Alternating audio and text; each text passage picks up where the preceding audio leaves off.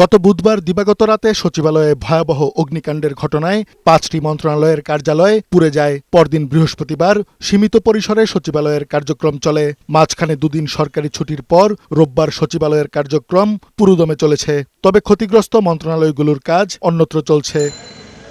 রবিবার সকাল থেকেই সচিবালয়ের মূল ফটকে ছিল বাড়তি নিরাপত্তা। অন্তর্বর্তী সরকারের উপদেষ্টা ও সচিব ছাড়া কারো গাড়ি সচিবালয়ে ঢুকতে দেয়া হয়নি। অন্য কর্মকর্তা কর্মচারীরা হেঁটে সচিবালয়ে প্রবেশ করেন। কোনো দর্শনার্থীকে সচিবালয়ে কারো সাথে সাক্ষাতের জন্য প্রবেশ করতে দেয়া হয়নি।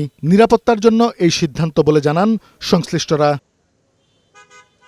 এদিকে প্রধান উপদেষ্টার উপপ্রেস সচিব আবুল কালাম আজাদ মজুমদার জানিয়েছেন, অগ্নিকাণ্ডের তদন্ত প্রতিবেদন প্রধান উপদেষ্টার কাছে সোমবার জমা দেয়া হবে। রবিবার বিকেলে রাষ্ট্রীয় অতিথি ভবন যমুনার বাইরে সংবাদ সম্মেলনে এই তথ্য জানান তিনি। আলামতগুলো সংগ্রহ করছেন, এর মধ্যে কিছু কিছু আলামত ওনারা প্রয়োজন মনে করছেন যে একেবারে সঠিক ফলাফলটা পাওয়ার জন্য বাংলাদেশের বাইরে থেকে এই আলামতগুলো যদি পরীক্ষা নিরীক্ষা করা হয় তাহলে এই বিষয়ে নিঃসন্দেহ হওয়াটা ওনাদের জন্য সহজতর হবে। তদন্ত প্রতিবেদনটা ওনারা মাননীয় প্রধান উপদেষ্টার কাছে জমা দেবেন।